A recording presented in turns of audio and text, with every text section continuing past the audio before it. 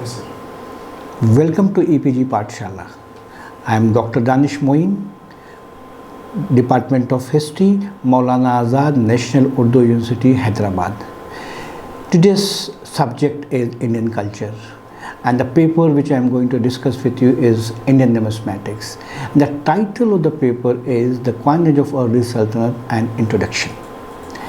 In this paper, the basic objective of this thing is to understand the coins of early Sultanate of India. This include Amir of Sindh, Ghaznavid, Ghalid, Mamluk.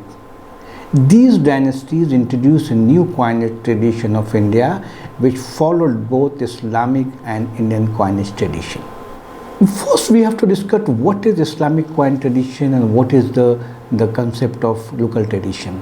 When you talk about Islamic coin tradition, they have a fixed type of information, that is the coins which has inscriptional base, that Arabic inscription is there, and there are lot of information, more information are available. While the earlier coins in India were issued without pictorial, without inscriptional, and they were not having much inscription. And when we study the coins of this period, particularly Islamic coins, we find two types of information are appearing. One is religious information and other is secular information.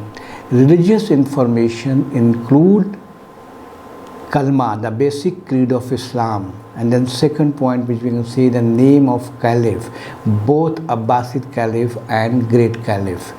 Third, we also find sometimes the religious title of the rulers. Fourth, we also notice Quranic verses, but of course Quranic verses is not appearing in all the coins. A few coins have been reported. When we discuss secular information, it generally includes issuing ruler's name, sometime with the name of the father and grandfather, the date and mint's name. That is the information we are coming. Most important, the date generally appears in Hijri era, is the Islamic calendar, both in numerals and word. Sometimes the mint which we had discussed just now spoke to you are mentioned with their epithets, such as Bahazrat Delhi, Darul Mulk Delhi, Darul Khalafa Agra. These are the epithets of the mint, so we also find. Now coming to the coins of Amir of Sindh. First we have to discuss Sindh was captured by Muhammad bin Sam in 712 CE, and it was from this period onwards we have this area, particular area of Sindh, came under the control of Muslim rulers, and it was governed by Umayyad Caliph sitting in Arab. And this is the period when we notice a new type of coins in India, that is Islamic type coins. Islamic type coins were introduced in India by Amir of Sindh, and there are a number of Amir who had issued. Practically these Amir were independently. Of course, they were under the control of Umayyad Caliph, but if you see, though, practically they were independent. So Ali, Muhammad, Abdul Rahman, Abdullah, these are the name of Amir. Their coins have been reported and their coins have been shown to you. These are very tiny, small silver coin, and it weigh around 0.5 grams. This is the coins. These coins are reported from Sindh, particularly Pakistan region presently. Some of the coins are also reported from this region of Rajasthan in India, that is also there. Now coming to the second dynasty, which is called coins, the Ghaznavid dynasty. When we discuss Ghaznavid dynasty, we have to understand into two manners. One is the coins of Ghaznavid and Mahmud Ghazni, and other is the coins of the successor of Mahmud Ghazni. When we talk about the coins of Mahmud Ghazni, it is very interesting. The coins of not many coins of Mahmud Ghazni have been noticed in India. His silver coins, dirham, issued from India, however, are significant insofar as they are bilingual coins bearing inscription in Arabic and Sanskrit, written in Arabic and Sarda script respectively. These coins were issued from Lahore, which was named Mahmudpur by Mahmud in AH of 418 or 419. The two dates are known. The coins of Mahmud Ghazni bear kalma, this coin which I am discussing, followed by legend Amirul Dawla wa Amirul Millat Bismillah al Dirham Zarb be Mahmudpur Sana Hijri 418, sometime 419.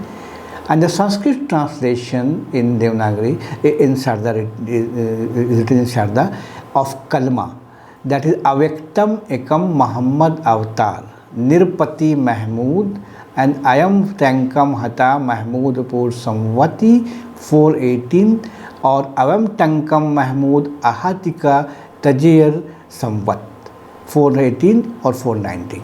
That is very important. The coins which we are discussing, which I explained you, is 3-4 important point to note. The first very example is that these are the coins, this is the coin which was introduced in India, which has first important thing is that this is it has important significance, the coins, because this is the first time we are noticed, for the first time we have been noticed coins with the bilingual, that was Arabic and Sanskrit. Bilingual coins have been reported earlier also, but we are talking about the Arabic and Sanskrit language. Second point which I also want to make, this is the coin which noticed first time Hijri date on coins. Earlier Hijri date was not known. The first reference of Hijri date we can say this is the first reference of Hijri date. Thirdly, which I said, the mint name became very common in medieval period or Islamic type coins, but the first reference of mint name you can see here only in the coins of Mahmud Ghazni, which we discussed just now. So there are 4 important points which we can take from the Mahmud Ghazni. The third thing which is very interesting is when we discuss the coins of successor of Mahmud Ghazni. Successor of Mahmud Ghazni's coins are more interesting than the coins of Mahmud Ghazni, because this is the period when we have to see a new, the local tradition was adopted by the this is the coin I can just show you. The coin which I discussed with you is where kalma is written, and then same kalma was translated into Sanskrit. Bilingual coin which we are discussing. This is a very important coin. Coins are all the important catalog of Delhi Sultanate and Indian Sultanate has been illustrated these coins. One can see the Mahmud Ghazni coins. Then I was talking about the coins were the second thing, the successor of Mahmud Ghazni. Very interestingly, generally people say the coinage of successor of Mahmud Ghazni was issued on pattern of bull and horseman type. Number 1. Number 2, this type was prevalent in north and northwest part of subcontinent prior to the Ghaznavid invasion. Third, the bull and horseman type coins were introduced by Hindu Shahi ruler of Kabul in 9th century, issued in silver with weight estimate of 3.5. In this, we have to understand 3 major discussion need to be. The first thing is that I was discussing in the earlier sentence that we notice a new type of coinage, that is Islamic coinage, and as well as I discussed one thing, that was local tradition was also adapted. This is the best example of adaptation of local tradition coins. This bull and horseman type coins which we are discussing was issued in India by Hindu Shahi ruler of Kabul. First introduction, 8th century or 9th century AD. When Mahmud Ghazni's successor came to India, particularly particularly the Lahore and Punjab region was under their control, they issued coins in this manner, even without changing the name of the Salpati Dev, who was the ruler who introduced. So their name is also appearing. But gradually what they did, they have not done it immediately. Gradually, Arabic was introduced on the coins on the bull side, where ruler's name is appearing, Masood or Maudud, whosoever the in charge of that region, who were ruling in that area. So we witnessed the coins wherein his name is appearing. Third is very important thing is subsequently Arabic inscription was replaced. Earlier what happened? They were continuing, but gradually Arabic inscription replaced the horseman, while the bull was retained. I mean, a bull was there. The third coin, such coin may be called bull and legend type. Ultimately, pictorial motif totally disappear, and in their place, Arabic inscription appear on their side. The weight extended, however, remains same. Weight extended means 3.5 gram, which was introduced by Hindu Shahi, that was continued by Ghaznavid also. Here we can have a look of the coins, where we can, these coins have been attributed to Masood, because here Masood can easily be seen on the top side of the horse side, on the top, while reverse side seated bull is seen, and on the top margin we can see the Devanagari inscription written. This was a very interesting coin, and this was primarily issued in silver. 3.5 gram was the weight standard of this coin. Till now we discussed about the coins of Amir of Sindh and Ghaznavid. Now I am going to discuss the coins of Ghurid. Ghurid, when you talk about, we are going to discuss only one ruler, that is Muhammad bin Sam.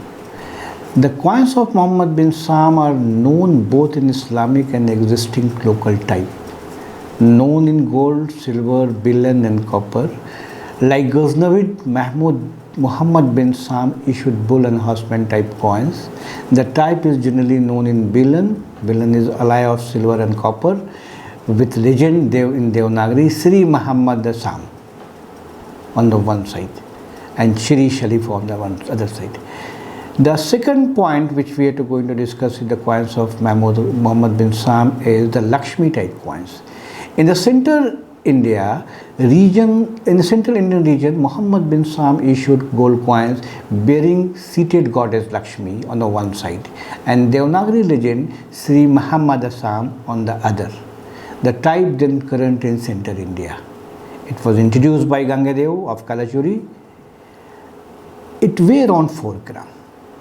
The third point, the third slide which I am going to see is the Ghurid coins from Bengal region, particularly Gaur region. Muhammad bin Sam also issued coins from Gaur. It bears Arabic legend on the one side, horse rider with mace on his hand on the other, with the word Gaur Vijay in Devanagari script. The coins was issued to commemorate the victory over Gaur struck by Bakhtiar Khalji in the name of his commander Muhammad bin Sam. Now three types of coins have been discussed with you, explained to you. Now we are going to have a discussion on this. Let's start with the coins of bull and horseman. When I say bull and horseman type coins, this is the type which was the most common currency in northern India right from 9th century, 8th century AD, and it continued for a long period. So I discussed just now, Ghaznavid had issued, particularly successor of Mahmud Ghazni had issued in the same time. When Muhammad bin Sam came to power, when he started ruling this area, he also issued coins in the same manner. Even Devanagari was written on the coins. Bull was there, and then we have horseman on there. So one side he is writing Sri Muhammad Sam, other side he is writing Sri Hamir. Hamir is for Amir. So that is also there in Devanagari. And then why this type of coins were issued by these rulers? This is very important to understand. This is a very important concept to note, that the continuation of type is very important. The present type was issued by the local ruler in India. Had they introduced a new type, it was difficult for the people to accept it. The reason being that currency has always been used for the general masses, and masses were aware with that country, acquainted with the coins of bull and horseman, so they simply continue the type. That was the most important reason. And billion became the most important currency of that particular period. The same billion was also known as Dehliwal by contemporary authors, and it was generally known as Jital. If you go by the contemporary chronicles, the Jital term has also been used for this, particularly in Delhi Sultanate. And then we have other type of coins which we call is Lakshmi, we just discussed. You know, when Muhammad bin Sam or Muhammad Gauri captured the area of central India, there are different type of coins were in circulation. So what was the type? That type is known as Lakshmi type. And this Lakshmi type was introduced in India by Kalachuris. So they simply continue the type so people could easily accept it. That was the reason why he had issued coins with depiction of Lakshmi, and then his own name had been written Sri Muhammad Sam. So it was just continuation of type. Now I was supposed to discuss with you the third type, which is the Gaur Vijay type. What is Gaur Vijay type coins? Gaur is a place in Bengal which was captured by Muhammad bin Sam. And of course, Muhammad bin Saab was not there. It was his governor Bakhtiar Khalji who captured this area, and he issued a type of coins. Since Bengal was not having the currency system, a particular currency of that region, so they tried to issue coins in two manners. One side they adopted the local tradition of India, where horse and horse rider can be seen. Other side they started Islamic tradition, where As-Sultan, Al-Azam, Muizuddin Yawaldi, the name of the ruler is written. Most interestingly, which is very interesting, this coin bears in Devanagari Gaur Vijay, and this means the Gaur Vijay, the victory of Gaur. That was the thing, and which is indication of commemorate the victory of Gaur, issued by Muhammad bin Saab. That was Gaur Vijay type coins. It was rare coin. These are not found in good number. A few coins have been reported. Now coming to the next important dynasty, which is called coins of Mamluk dynasty. When we discuss the Mamluk dynasty, we generally come in the Delhi Sultanate, but in this model, what we have done, we have taken in the early Sultanate, because this has one important reason to understand here. In this particular period, we are seeing both the tradition continued, I mean the local tradition as well as Islamic tradition was going on simultaneously. So that is the reason why I am keeping this in this category. After the death of Muhammad bin Saab, his governor Qutbuddin Aibak established Mamluk Sultanate with Delhi as capital in 1206 CE. So the first thing which you can understand is 1230 is the period when Delhi became the Sultanate, Delhi Sultanate which you call, that is 1206. And Aibak was succeeded by his so-called his son. His name was Aram Shah in 1210. But he was not in position to control for a long period. A few months he was dethroned by Iltutmish, and Iltutmish ascended the throne of Delhi Sultanate. In fact, Iltutmish is being considered as the real founder of Delhi Sultanate. The coinage issued by Iltutmish is also very interesting. I am just going to discuss with you. So first we have to discuss the coins of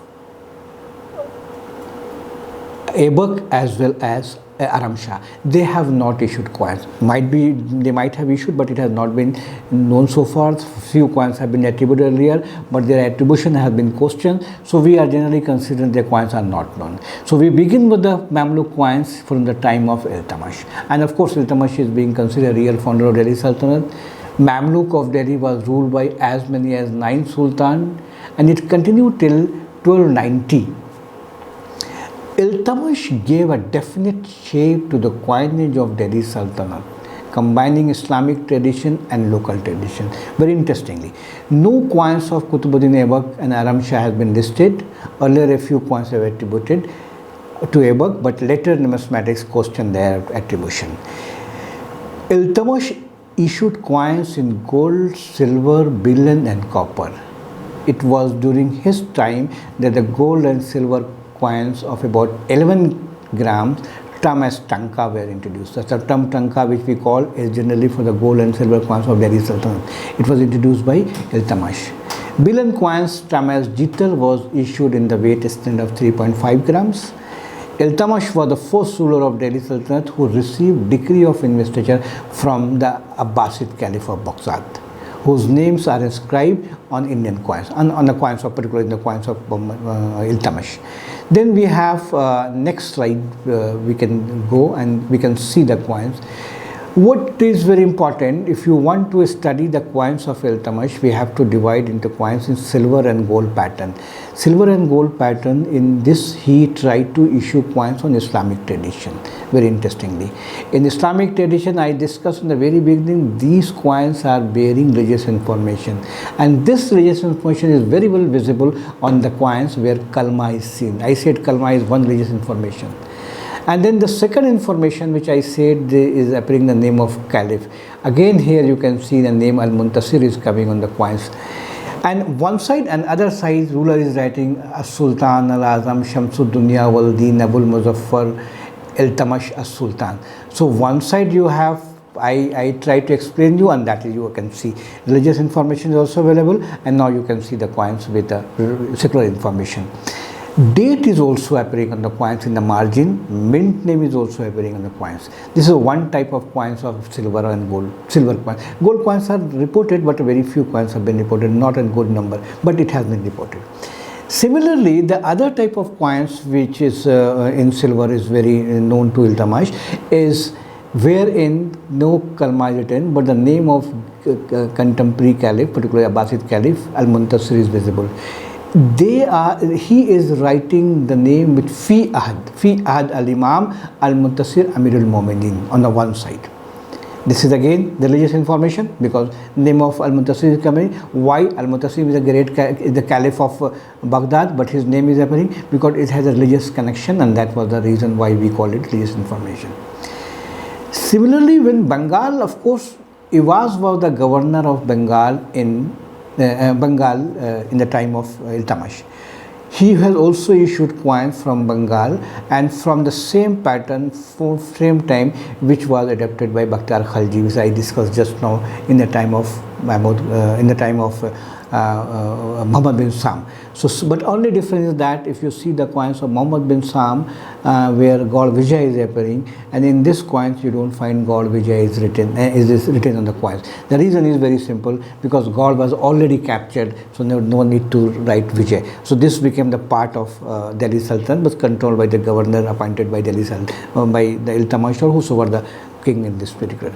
Now coming to the next slide, where we can see the coins of Bilan. In Bilan coins, if you discuss, next slide if you see, Bilan coins, Jittal, which I said in the earlier talk, the Jittal was the Bilan currency and is a mixed copper and silver, are most common currency of Iltamash. These are mainly reported in Bull and Haussmann type. These are divided as follows: Bull and Haussmann type of Iltamash names in Devanagari, Bull and Haussmann type with the name of Abbasid Caliph Al-Muntasir, Horse and Arabic legend. The three type of coins have been, if you study the coins, you can divide into three different types. So one is Bull and Haussmann, then a Bull and legend, and then we have coins on both the sides is happening. Most important thing is that here you find the name of Khalifa, Abbasid Caliph in Devanagari. Earlier we are seeing the name of the Khalifa, only name of the ruler on the coin, but here Iltamash name is also appearing in Devanagari, and the Shri Shalifa is written in Devanagari. Al-Muntasir name is appearing on the coins of Iltamash. This is very interesting, because you have the name on the coins of Khalifa, Abbasid Caliph on Devanagari also. After Iltamash, one of the important rulers which ruled in Delhi Sultanate or Mamluk dynasty was Razia. Razia was the first Lady Empress of India ascended the throne of Delhi in 1236 after deposition of her brother Ruknuddin Firoz, and ruled till 1240. Her coins are known in silver and Bilan. Like Iltamash and Ruknuddin, she too issued coins in the name of Abbasid Caliph Al-Muntasim along with her name and title. Her silver coins are divided into two categories. Coin issued in the name of Iltamash, inscribed as Fi Ahad al-Imam al-Muntasir Amirul Mu'minin, with date mint As-Sultan Al-Azam Shamsuddin Waldin Iltamash As-Sultan Nusrat. I'm going to explain you, just let me finish what is the basic concept of this. Coin issued in the second type of coin, the coin issued in her own name. It inscribed the Fi Ahad al-Muntasir Amirul Mu'minin and As-Sultan Al-Azam Shamsuddin Waldin. This is the legend.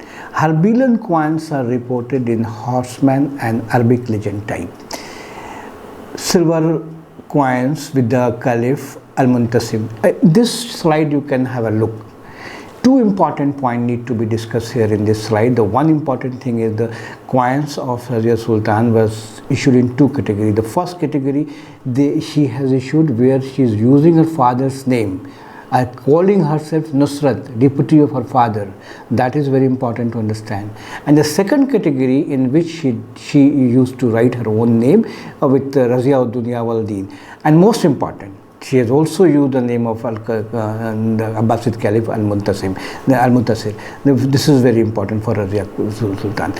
Copper bullion coins, when we talk about the bullion coins of Razia Sultan, like all these early rulers have issued coins and bullion horsemen, she too continued with that tradition, not change much.